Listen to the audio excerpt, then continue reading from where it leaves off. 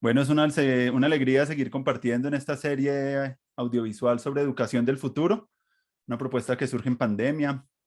Como ya ven, ya son pues, más de 60 episodios como con líderes, activistas, artistas y muy interesados como de conversar para, sobre todo, nutrir la esfera pública, ¿cierto? Como utilizar estas redes tecnológicas para conversar, para actualizar.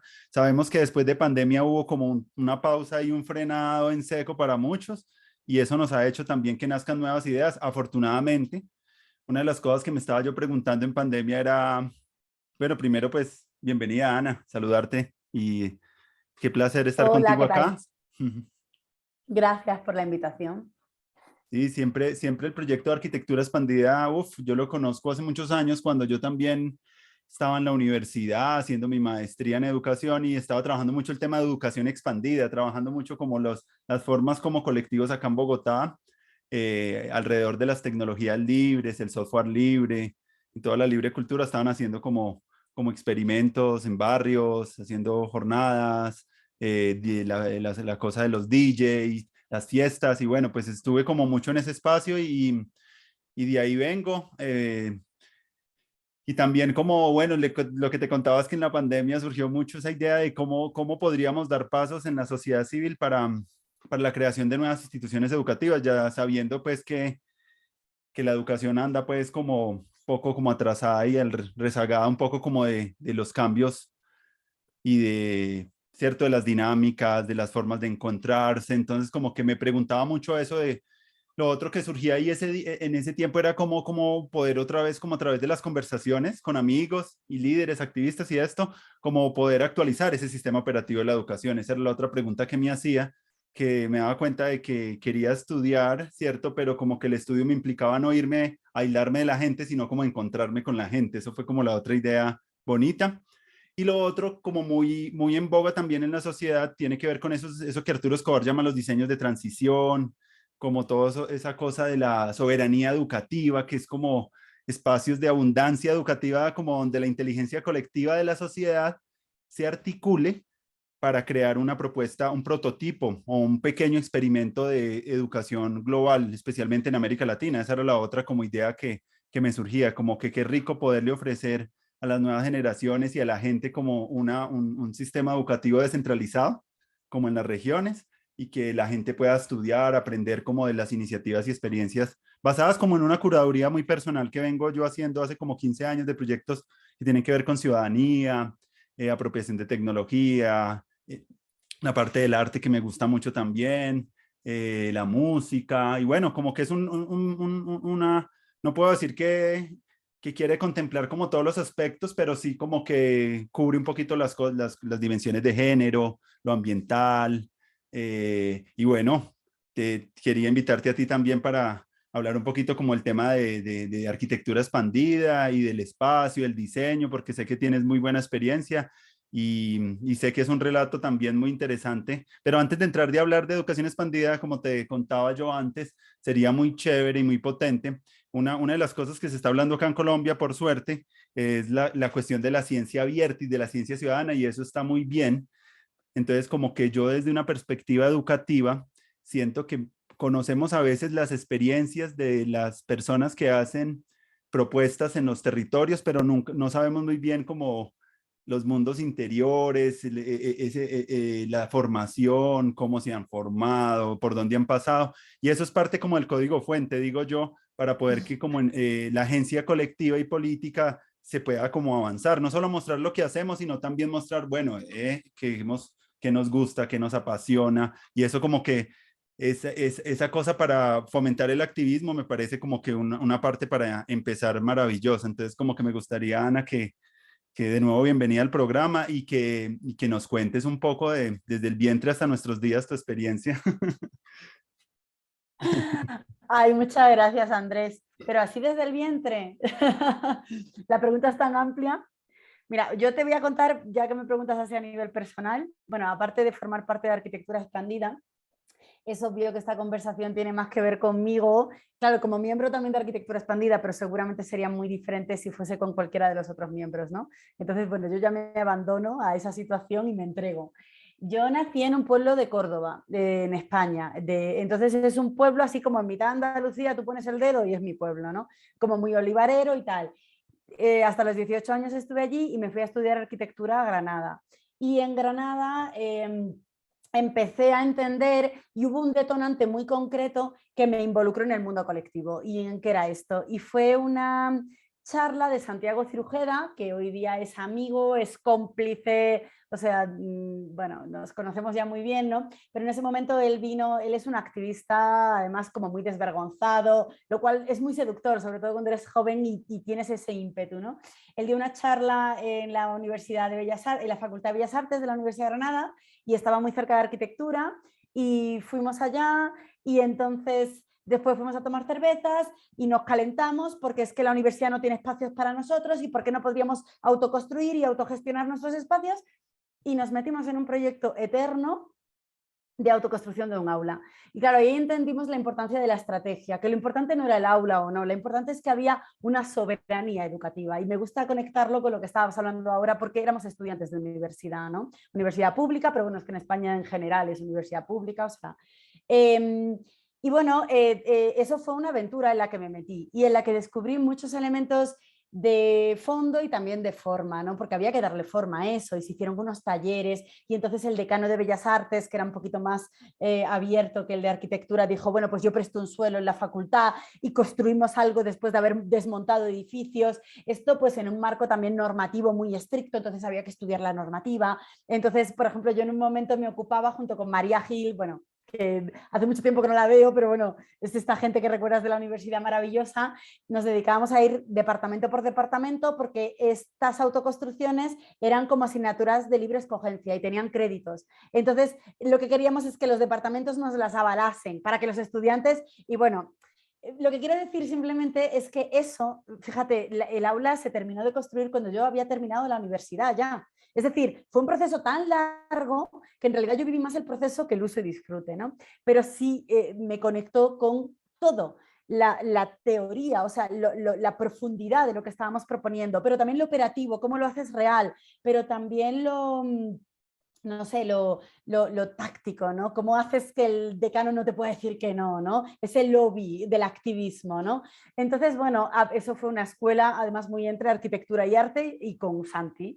Entonces, bueno, a partir de ahí, pues luego, por ejemplo, mi pareja, que también forma parte de Arquitectura Expandida, y ahí hay una dimensión personal, profesional siempre rara, pero bueno, maravillosa al mismo tiempo, pues estuvo trabajando con Santi, estuvimos vinculados en activismos en España, hay una red de arquitecturas colectivas muy interesante, y ese es un poco, muy en resumen, todo lo que pasa antes de llegar a Colombia y empezar con este proyecto. Maravilloso.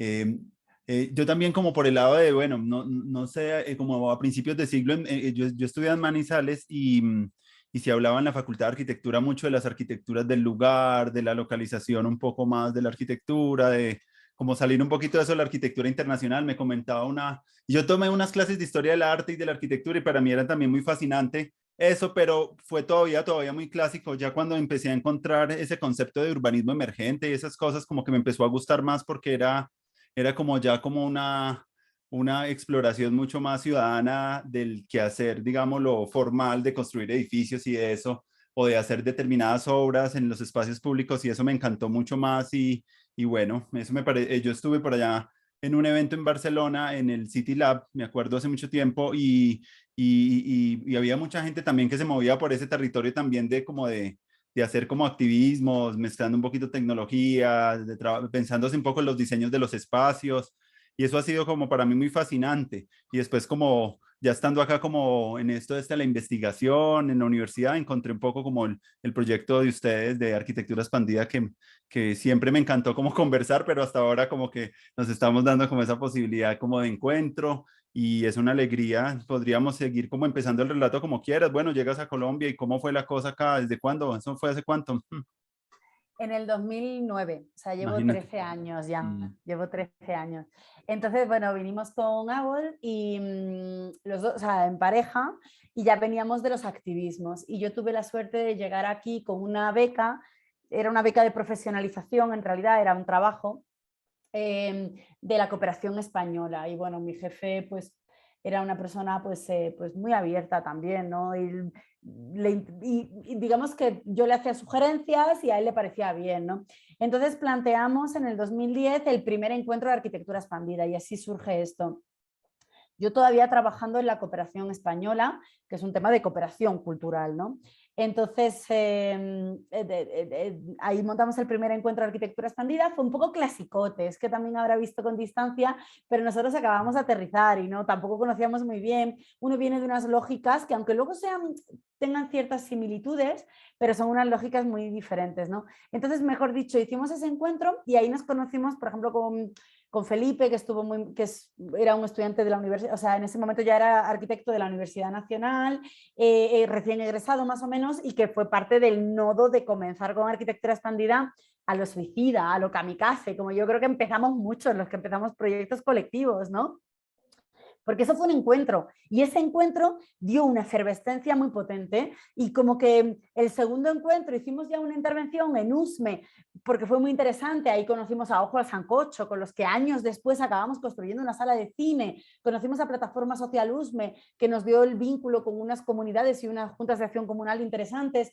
Total, que se nos hizo grande el enano de alguna forma, ¿no? Empezamos a publicarlo y entonces nos llamaban y decían, bueno, pero ¿quién lo ha hecho? Y tú decías, es que eran encuentros. Total, que así surgió el colectivo, ¿no? Lo que es ya empezar a configurarnos o a entendernos como una plataforma bastante nómada, no vinculada a un lugar concreto y bastante flexible, ¿no? Casi que cada proyecto era un colectivo nuevo. Al final estábamos siempre hemos estado como 4 personas jalando, no siempre las mismas 4 personas, pero siempre como 4 personas jalando. Y luego pues una plataforma de gente que se involucra muy emocional, pero también muy comprometidamente, casi por proyectos. Al principio, como te digo, a lo kamikaze, como yo creo que hace todo el mundo. Yo creo que esto es un tema de pulsión, ¿no? Tú tienes una pulsión, mucha gente en Colombia tiene esa pulsión de vamos a hacer, vamos a conectarnos, vamos a hacer porque queremos aportar, pero también vamos a hacer porque queremos alimentarnos, ¿no? Esto es un feedback en muchas direcciones, ¿no? Y nos votamos a lo kamikaze, ¿no? Y uno le entran así como, no, pero tenemos que vivir de esto, pero no, pero sí, pero no, hasta que, bueno, luego pasa el tiempo y ya las cosas toman su lugar, ¿no? Pero al principio, pues esa época como súper bonita, ¿no? De conectarte con todo el mundo, de ir a lo kamikaze, de no saber un poco qué es lo que estás haciendo, pero estar descubriendo todo el tiempo. Y creo que eso es algo maravilloso, es algo tremendo, ¿no? Dentro del proceso. Cuéntame, Ana, un poquito de eso de lo expandido, de cómo surge eso, ese término y cómo, a qué se refiere eso, como para la gente de pronto que pronto está viendo el video y no conoce muy bien esa Sí. expresión, para a qué se asocia la arquitectura en ese contexto de lo expandido. Mm. Bueno, lo que pasa es que cuando lo pensamos muy rápido porque eso iba a ser un evento, no se iba a convertir en nuestro proyecto de vida, o sea, pero de pronto tampoco, de pronto le hubiésemos puesto ese nombre, no lo sé. Lo que quiero decir es que fue muy intuitivo y viene de las estéticas expandidas, o sea, viene del reconocimiento y yo creo que nos pasa a muchos, no solamente desde la arquitectura, desde casi cualquier disciplina, que estamos en la universidad y sentimos que hay una división disciplinar que está perjudicando gravemente digamos, sí, el análisis de las situaciones o la aproximación. Entonces, más bien tenía que ver con algo disciplinar. La arquitectura es un marco disciplinar rígido porque además está regulado, porque obviamente tiene cuestiones también estructurales, bueno, de muchos tipos, ¿no?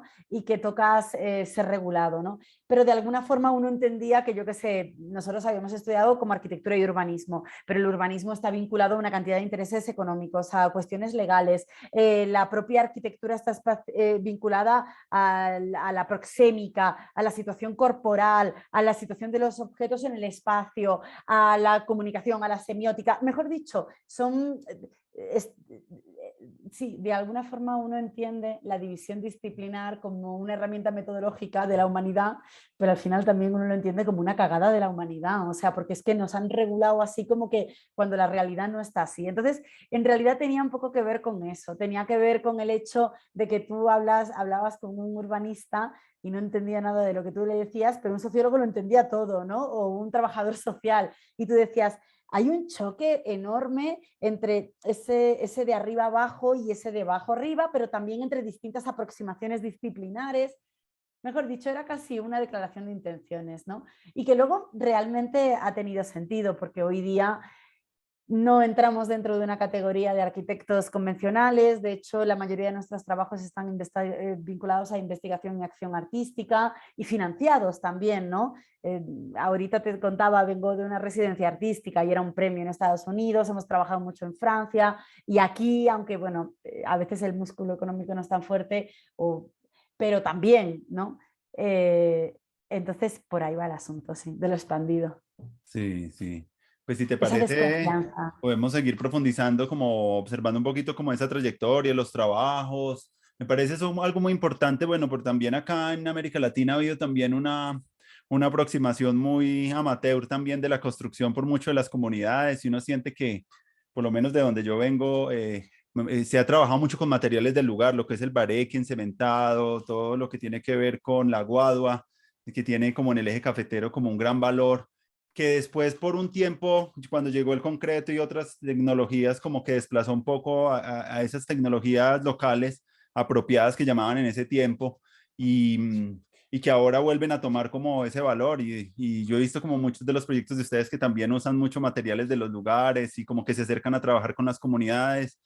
Y también me llama mucho la atención algo que yo me he preguntado mucho como educador y pues, estar como en los espacios educativos y ver como que muy poco de ese pensamiento arquitectónico. De pronto hasta muy entrado al siglo XXI han empezado a como hablar que el ambiente es el tercer maestro, que han hablado un poco como más de darse cuenta de la importancia de pensarse y de diseñar el espacio, que no es algo menor y que parece que la educación ha mantenido un poco como unos modelos muy estandarizados y tradicionales que no tienen en cuenta un poco ni la gente del lugar, ni como las cosmovisiones. Y cuando uno viaja, por ejemplo, yo después viajé un poco por Colombia y me encantó ver, por ejemplo, en algunas, sobre todo en los pueblos del Cauca, en la comunidad Misak, que tenían como unos espacios hermosos para la partería y para, con unas arquitecturas bastante especiales y muy apropiadas para el lugar, pero lo más bonito que estaban materializando a través como de la cosmovisión de ese pueblo,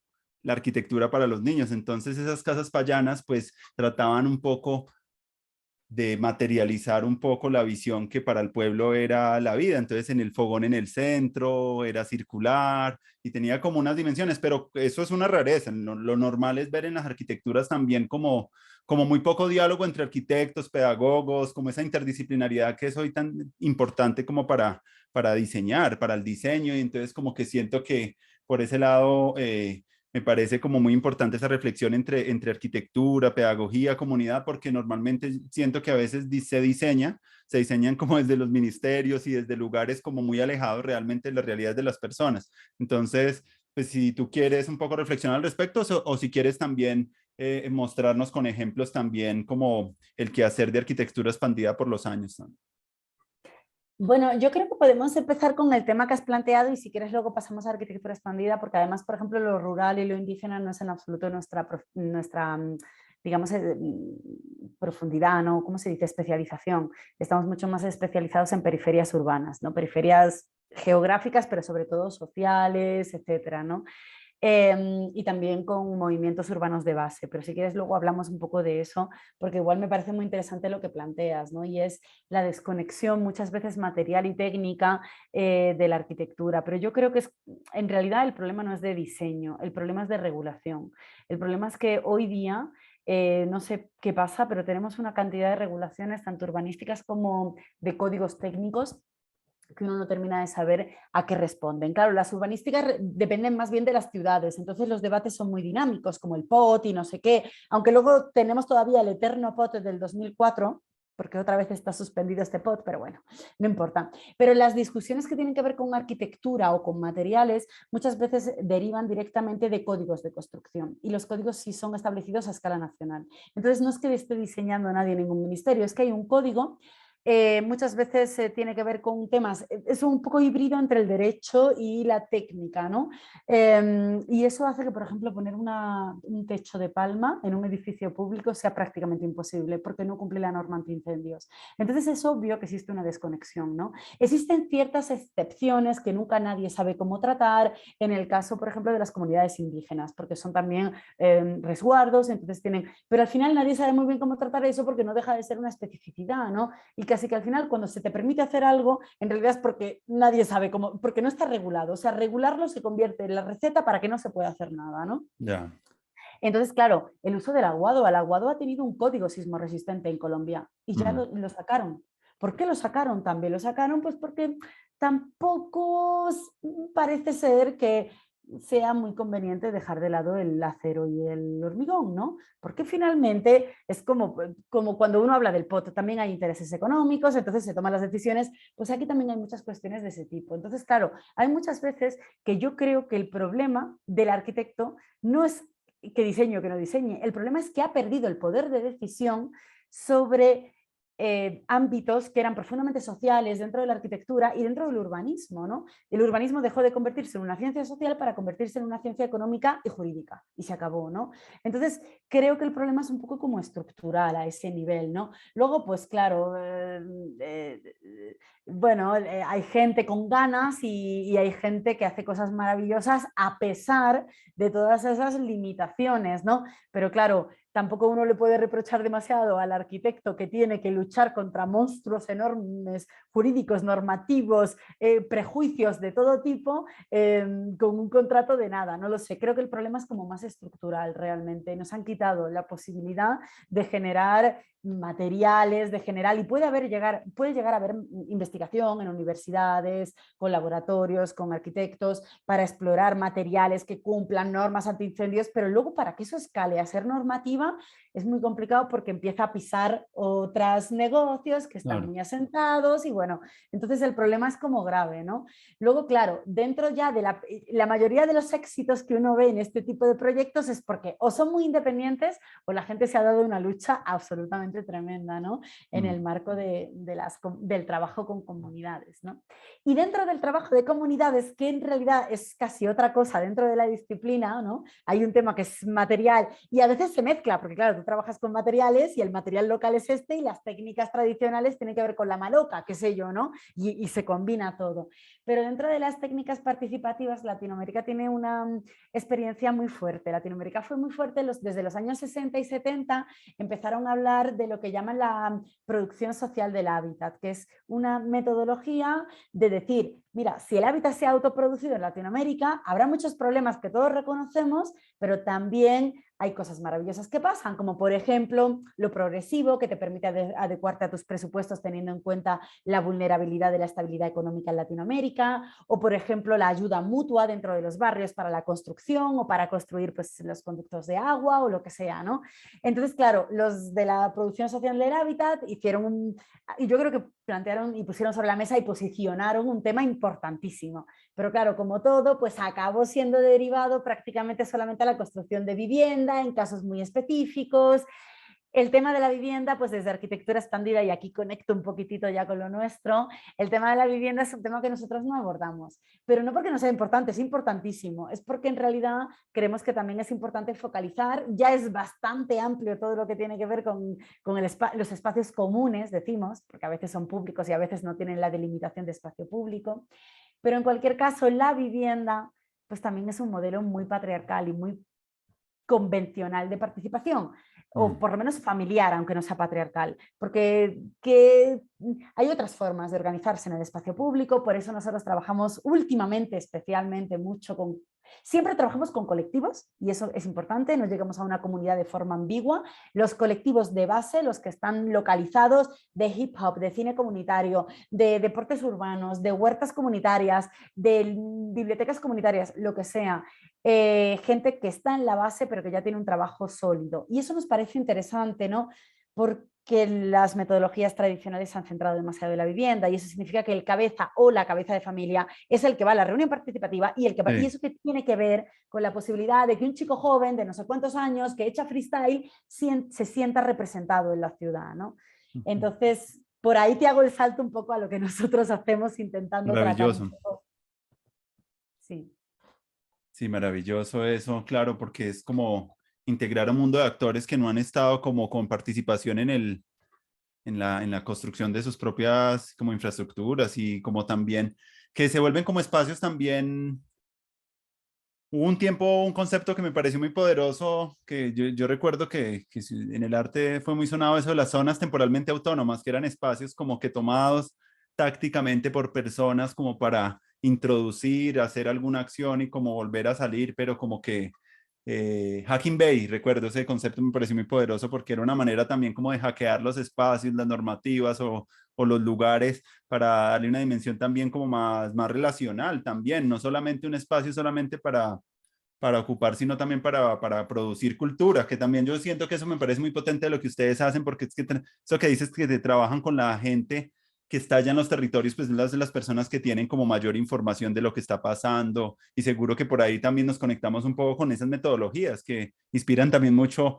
cuando trabajamos en educación o en investigación, que normalmente a veces desconocen un poquito, pues, de lo que de lo que se está hablando, de las necesidades, de cómo empezar a articular eso en cualquier solución de alguna problemática que una comunidad tenga.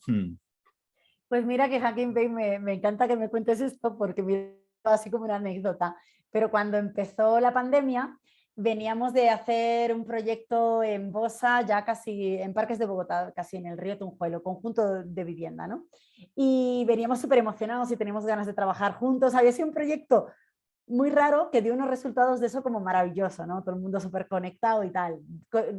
Construíamos, finalmente construimos mobiliario. Ay, mira, es que justo aquí tengo una foto para no compartir pantalla, pero tengo una foto con los niños del fútbol encima de una banca que es al mismo tiempo una banquita.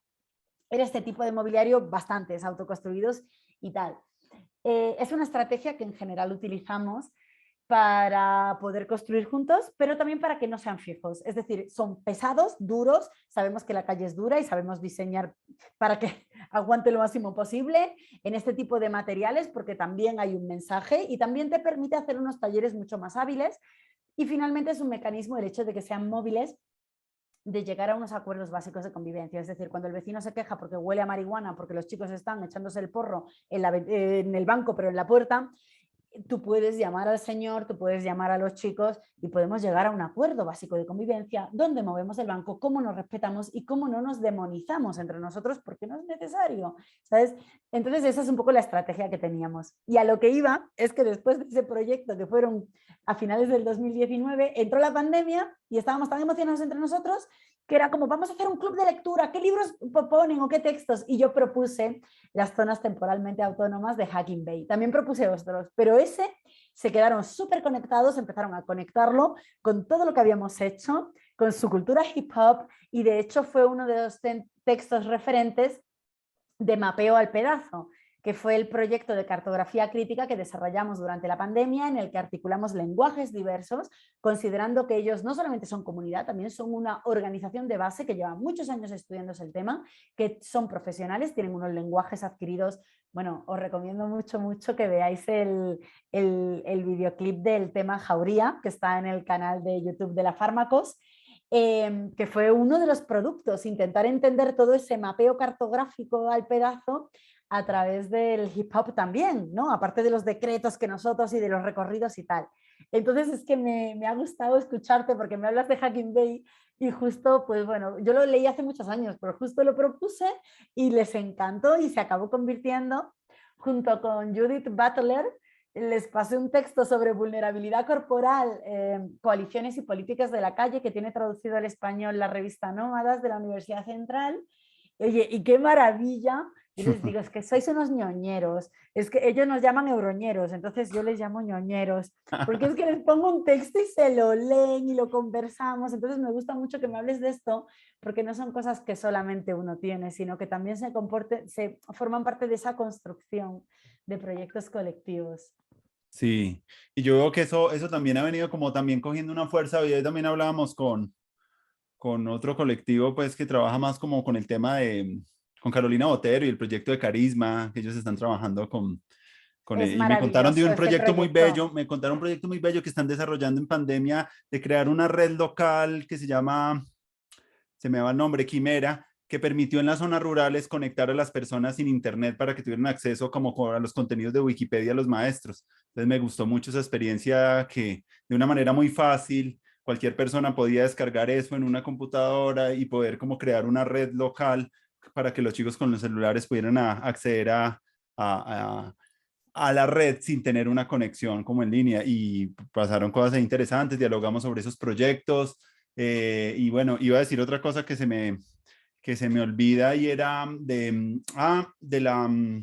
que buena parte de esto que estamos haciendo también pues tiene ese mismo, cuando pensamos en una universidad del futuro, pues pensamos que para poder hacer, digámoslo, no nos interesa tampoco pues que se emitan títulos porque sabemos que lo que tú hablas de las normativas, los reglamentos, eso es una cantidad de aparataje que va a agotar mucho la misma creatividad de la gente, las mismas dinámicas y lo que estamos haciendo es como plantearlo como una cosa más informal donde personas de diferentes espacios culturales en América Latina puedan pues, desarrollar sus proyectos normalmente, pero en algún momento que se articulen algunas iniciativas y puedan co-crear o hacer algo conjuntamente y ofrecerlo como un espacio, digámoslo, donde pueda involucrar a ciudadanos, a niños, que sea un espacio también intergeneracional. Me interesa mucho eso y eso también lo veo mucho en tus proyectos porque trabajan con niños, con las personas. Cuando uno trabaja en una comunidad, uno trabaja con toda la población y eso también es muy bonito como para empezar a ir metiendo poco a poco, porque todavía en educación como clasificamos como por edades y bueno, sabemos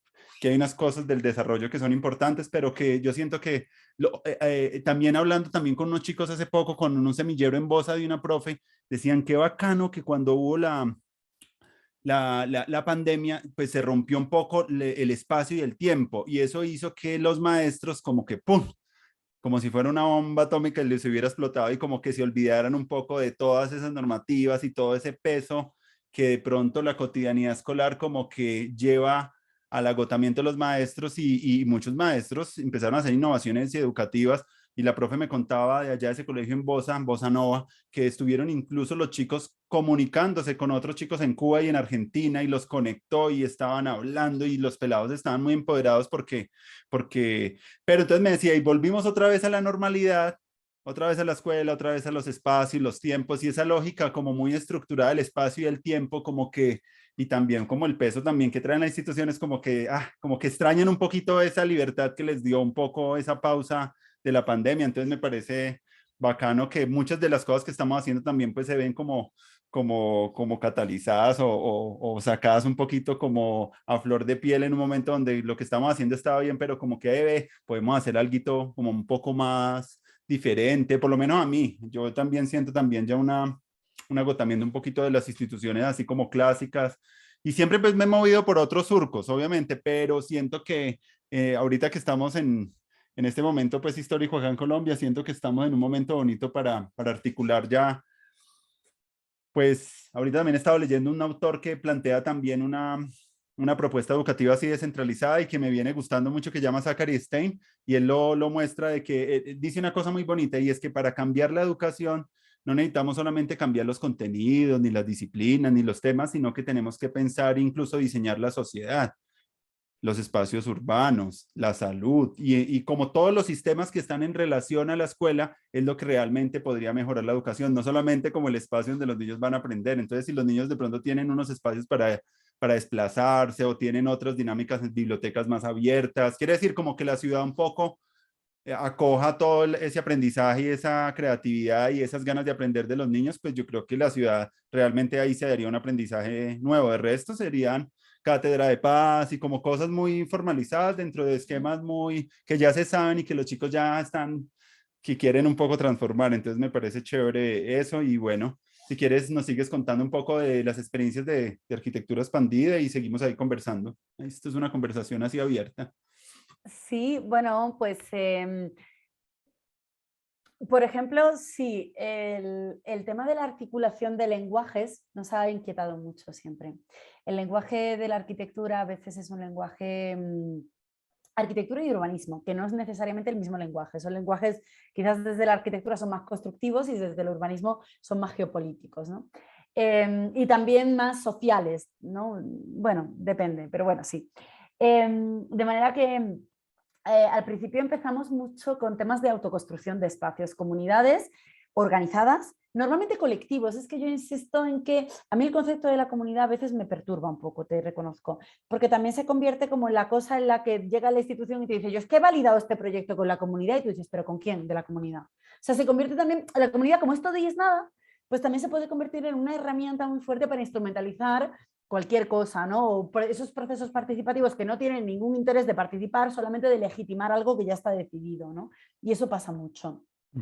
Entonces, digamos que nos gusta pensar, nos gusta trabajar y creemos que es importante y no solamente es un gusto, y también tiene reflexiones teóricas, ¿no? Son como el grassroots approach o la aproximación a los movimientos urbanos de base, y parte del hecho de que la gente que se organiza está como en un nivel de organización mayor que la comunidad, que simplemente, que muchas veces se mueve por criterios de ayuda mutua, entonces el vecino con el vecino o cosas por el estilo, ¿no? Pero como que ya la colectividad de base ya es gente que se ha organizado porque tiene objetivos concretos y una agenda concreta. Y hay gente que va por el tema del medioambientalismo, hay gente que va por el tema de los derechos de los jóvenes en el espacio público, o bueno, de cualquier tema, pero digamos que ya hay unas reivindicaciones fuertes planteadas y unos posicionamientos.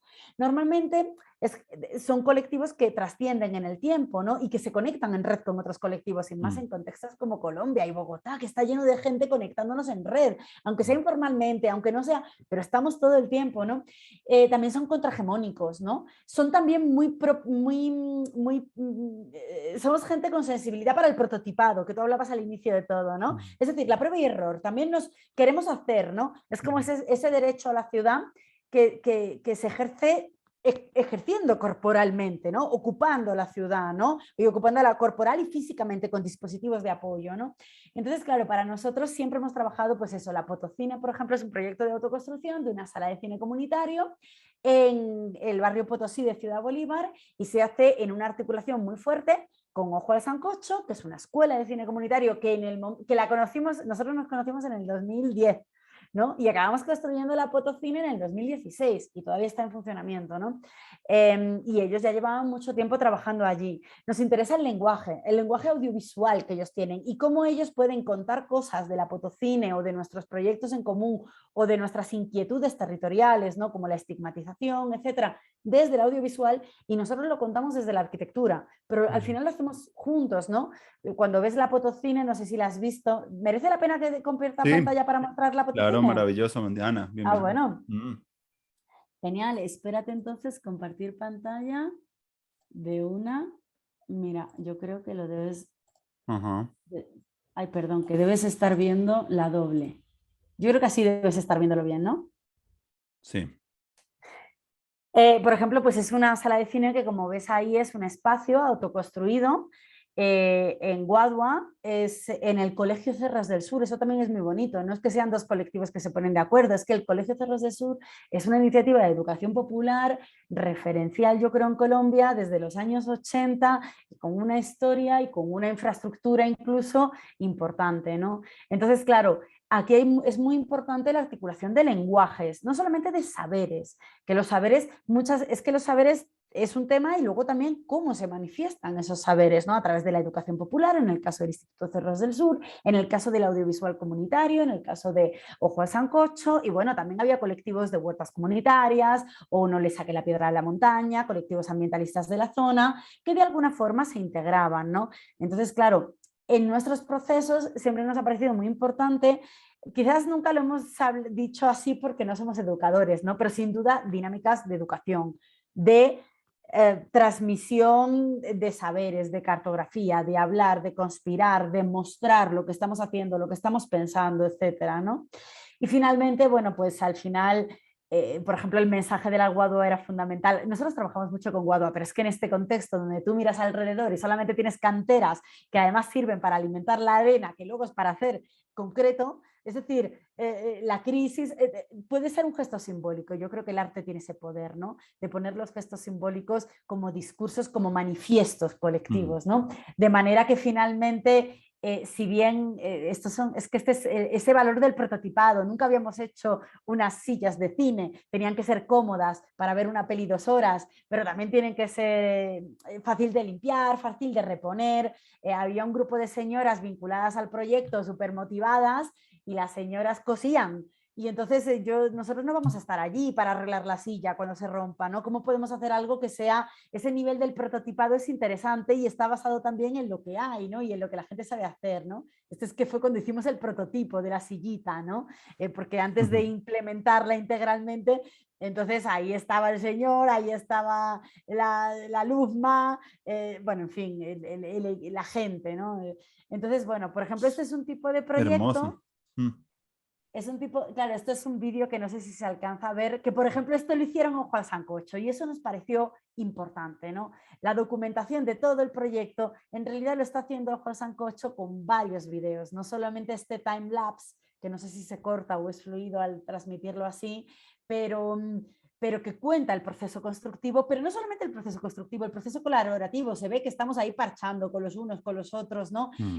Se ve que estamos, los materiales que utilizamos, ¿por qué se pone un material, un policarbonato para complementarlo? Pues se pone el policarbonato porque es un material impermeable, de manera que rápidamente, económicamente, puedes resolver el tema de la impermeabilización del aguado y que no te entre el agua porque el aguado no soporta bien el agua, ¿no? Pero también porque tiene un componente simbólico fuerte, ¿no? Y porque de la misma forma que Ojo Sancocho está trabajando en el audiovisual como estrategia de desestigmatizar un territorio, aquí también estamos diciendo, aquí hay un faro cultural. En ese territorio también tenemos derecho a la cultura y no solamente tenemos derecho, sino que la producimos nosotros, ¿no? A través de nuestros talleres comunitarios. Y ahí hay unos lenguajes, hay todo un horizonte de significados detrás de un material transparente y una luz y una guadua, ¿no?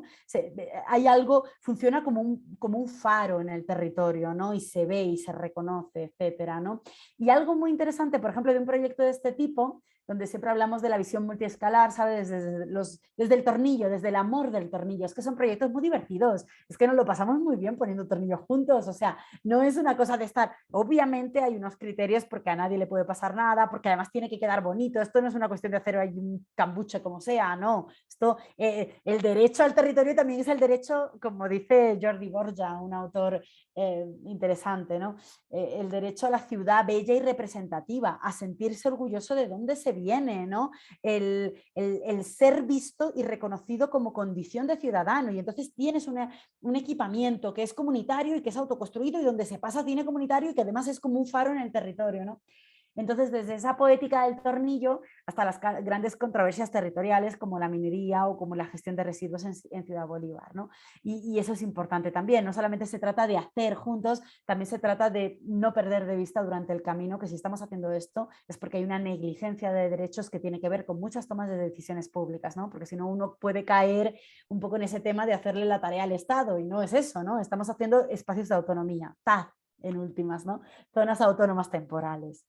Y un poco para contarte también el equilibrio que intentamos buscar. Por ejemplo, esta imagen es de la exposición en Londres que nos permitió financiar en gran parte la Potocine, ¿no?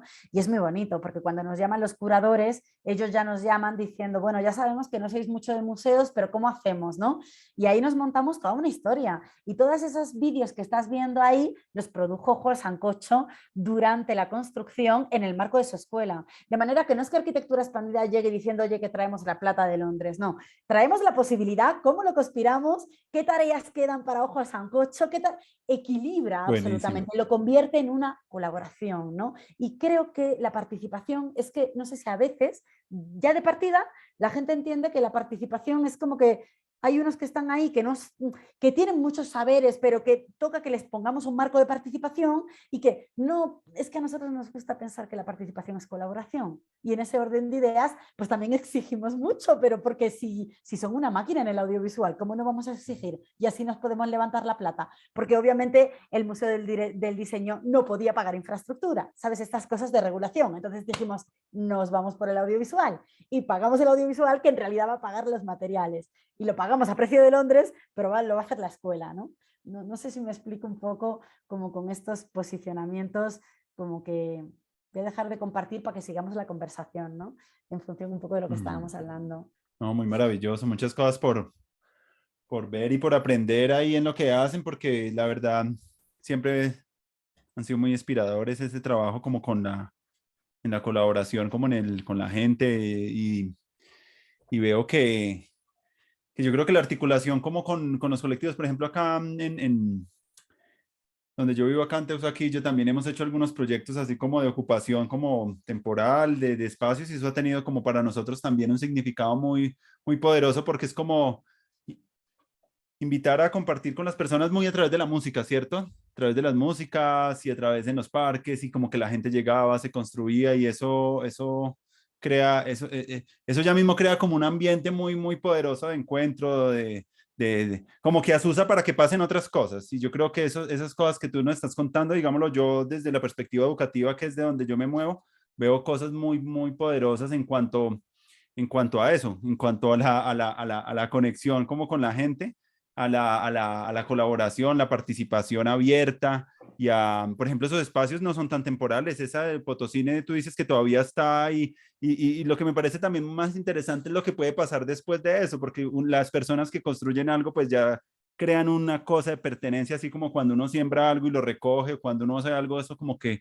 ya no es una cosa como tan extraña, sino como que ya más apropiada. Entonces eso también me parece muy bonito porque hace que las personas empiecen a dinamizar esos espacios culturales para muchas cosas y empoderar también a las comunidades, como lo que tú dices, no es una cosa asistencialista ni hacerle la labor al Estado, sino como que también como visibilizar también a las mismas comunidades y darles un poquito más de fuerza también en sus proyectos, también hacer que tengan más posibilidades también de accionar y eso. Ojo al Sancocho es una gran propuesta. Yo también los he seguido mucho y lo que hacen con los niños y la producción, una escuela de producción comunitaria de cine fabulosa. Mm.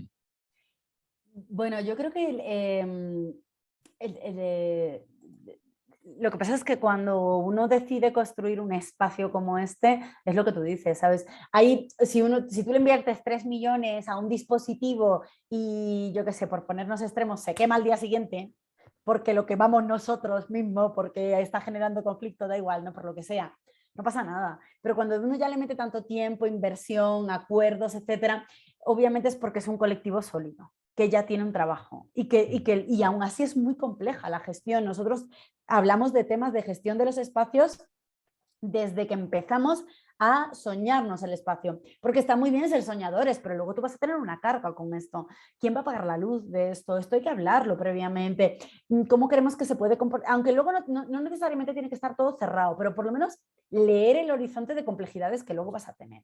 No es lo mismo que, bueno, una huerta, que es un proyecto colectivo que queremos mucho, pero que si no sale, pues bueno, pues ya está, pues la huerta no está, pero no se te queda un elefante blanco allí, ¿no? Ah, Con el problema incluso que te puede llegar a plantear, ¿no? De manera que sin duda hay un primer nivel de trabajo, digamos, que tiene que ver con comunidades o con colectivos que ya son muy sólidos, ¿no? Entonces ahí uno se mete ahí a, digamos, a conspirarla y además, o sea, es un trabajo duro y parejo. Si tú quieres construirlo, te toca. No puede ser que... Hay otras veces que uno va tanteando más bien, ¿no? Y ahí es donde hemos hecho estas cosas de las provocaciones tácticas. Todos los proyectos te sorprenden y acaban, la realidad supera la ficción, ¿no? Tú te imaginas que va a funcionar de una forma y claro, luego es otra cosa, ¿no? eso me parece maravilloso. Normalmente, normalmente te sorprenden en positivo. Por ejemplo, la Mm. Casa de la Lluvia de Ideas, que no te la he mostrado, pero es un proyecto de tipo La Potocine, que lo construimos en el 2012 en los Cerros Orientales.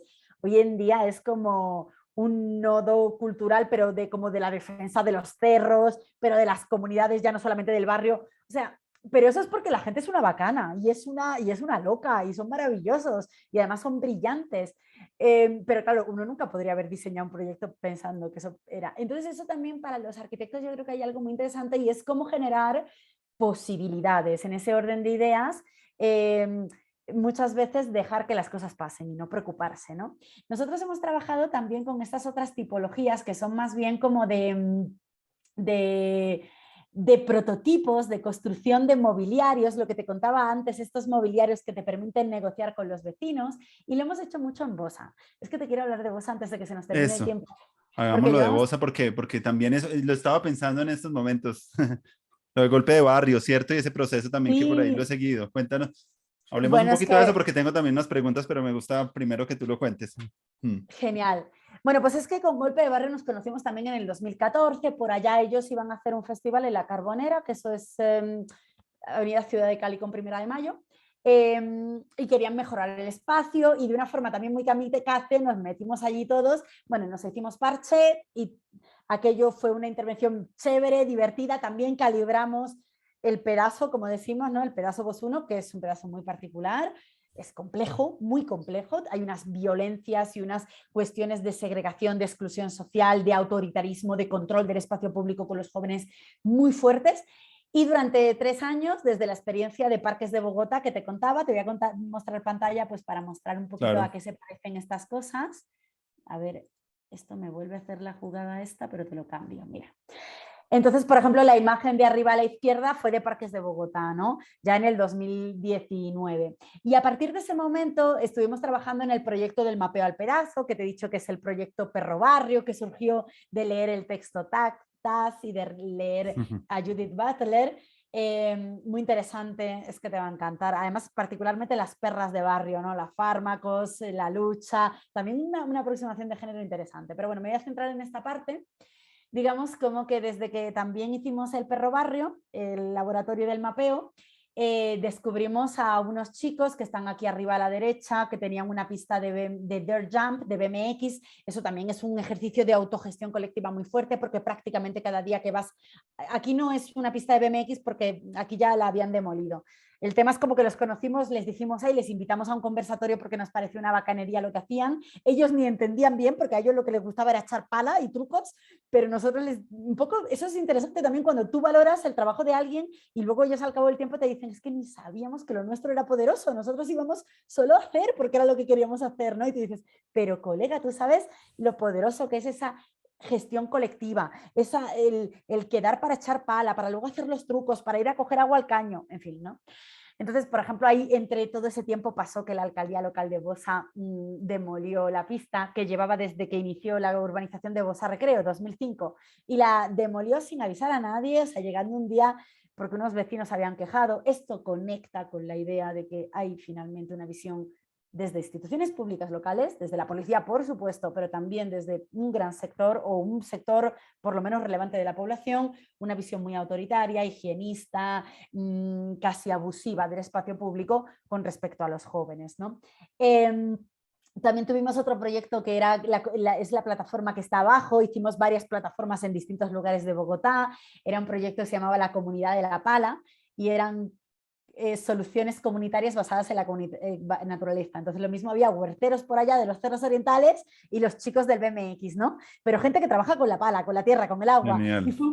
fue un proyecto re bonito porque entonces los de los cerros nunca habían ido a Bosa y estaban traumatizados. ¿Cómo es posible esta agresión al río Bogotá? Además, como los de Bosa son todos jóvenes, nos íbamos para los cerros y acababan metidos en el agua como niños, ¿no? En el fucha, porque no decían, pero yo cómo me voy a meter y se metían ellos en el agua. Yo en el río Bogotá no me puedo meter, pero aquí sí, ¿no? Entonces, digamos que hemos entendido un trabajo que es mucho menos constructivo, pero yo diría casi, es que también lo constructivo y lo físico tiene un contenido simbólico muy fuerte, entonces a la gente le llama mucho la atención. Y esto yo creo que tiene un contenido como social, educativo, táctico, activista, mucho más fuerte, pero claro, de pronto llama menos la atención, ¿no? El último proyecto que hemos hecho en esta línea, porque es que en realidad ya acabamos de sacar un fanzine que te lo debo, es que lo tengo acá, pero es una cosa así enorme, te lo debo para dártelo en físico. Sí. Y aquí lo que hemos hecho en este fanzine es recopilar un poco todas estas mobiliarios que cuando tú los pones y es para los jóvenes, sacuden a las instituciones públicas, sacuden a la policía y sacuden a un sector de la población que bajo mi punto de vista piensa que la propiedad privada está más allá de sus rejas y que tienen que regular el mundo y que, mejor dicho, esos son unos ñeros y unos marihuaneros delincuentes guerrilleros, ¿no? O sea, como para resumir, ¿no? Y el último elemento que hemos hecho, que se Sí, llama el bicho, maravilloso.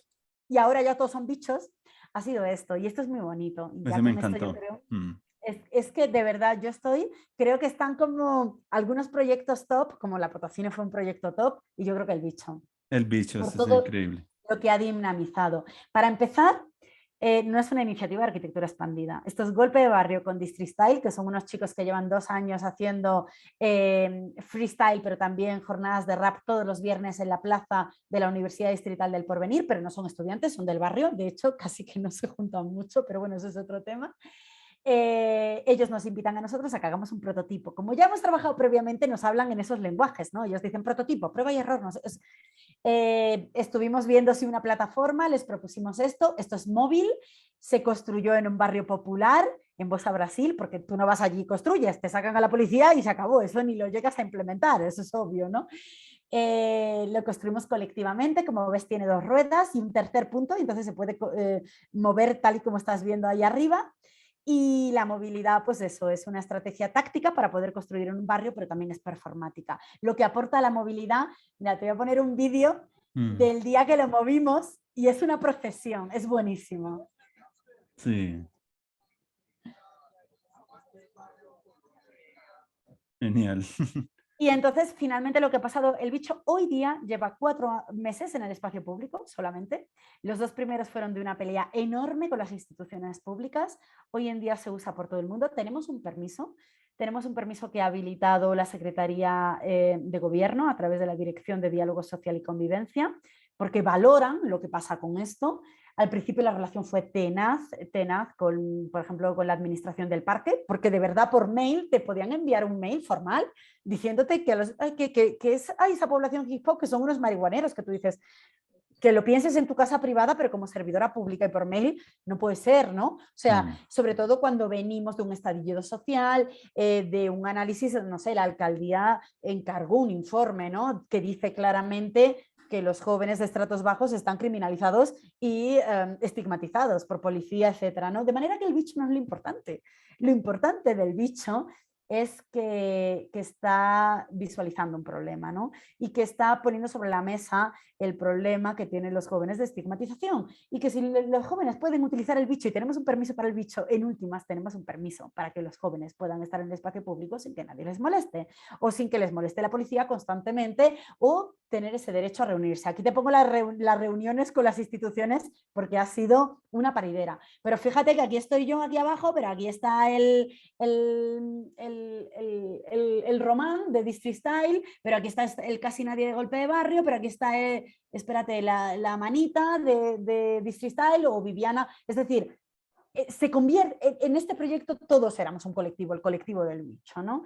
Entonces, este es un poco el tema, ¿no? Como que al final el problema no es tener un permiso para el bicho o el bicho, el problema es que estamos metiéndole el foco, pues bueno, a lo que hay detrás, ¿no? A esos encuentros y a esa necesidad de poder encontrarnos, ¿no? Entonces, me gustaba también contarte este proyecto porque creo que habla de lo mismo, pero desde una perspectiva muy diferente, ¿no? O también lo aproximamos desde una perspectiva diferente. Y sin duda, si no lo hacemos en colaboración con Distrita y el Golpe de Barrio, o sea, es obvio que no, ellos no es que, sí, son Nadie lo comunidad, defiende. pero no, pues defenderlo defiende mucha gente, pero es que no, lo defiende mucha gente. ¿Sí? Sí, de los chicos, eso ya funciona solo. Yo estuve el viernes Qué pasado y es que estoy muy maravilla. feliz, Andrés, porque eso funciona solo. No había viernes de freestyle y había otros chicos echando freestyle, pero súper profesional, súper integradores, todos con el rollo del consumo responsable.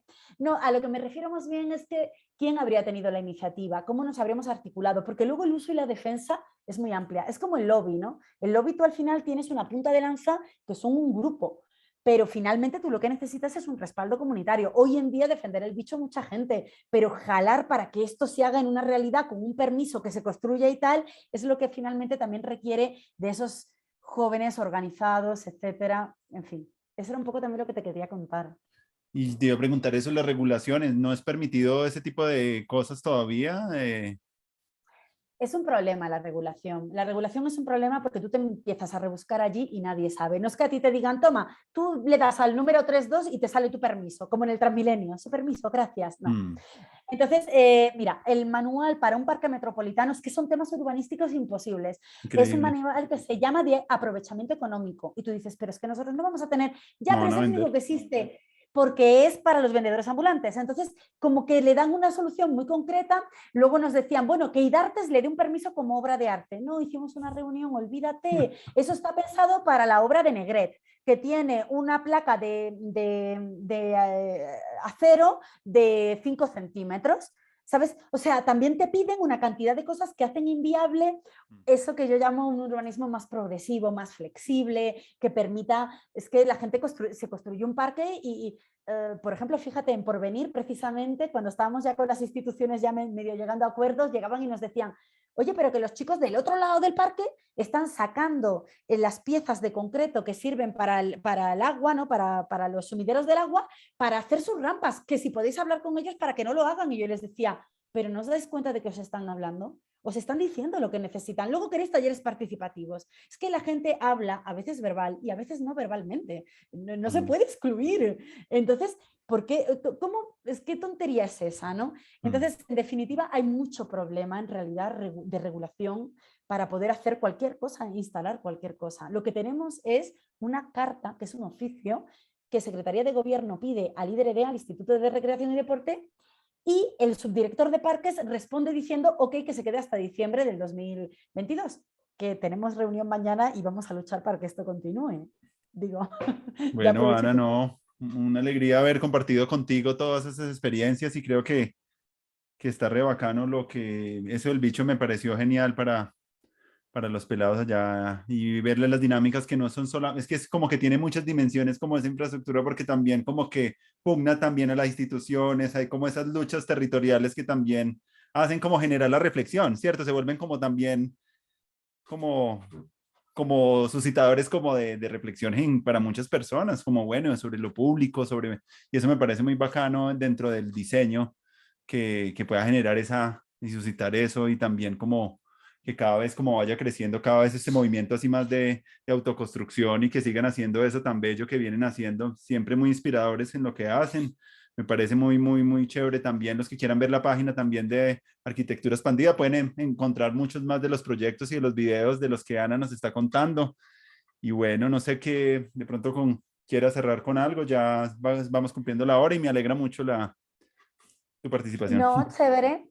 Muchas gracias a ti y más bien es que como tú eres como esos hubs, ¿no? Conoces a tanta gente, te conectas con tanta gente, a ver cuándo te invitas, te inventas como una conectada, porque seguro que tienes un montón de redes que sería para todos nosotros un placer poder, qué sé yo, por lo menos parcharla y de ahí luego vete a saber qué sale, ¿no? Ojalá que te motives, ya que tienes tantas redes también, a, no sé, a invitarnos a algo que nos permita, yo qué sé, por lo menos hablar entre varios. Claro, así va a ser.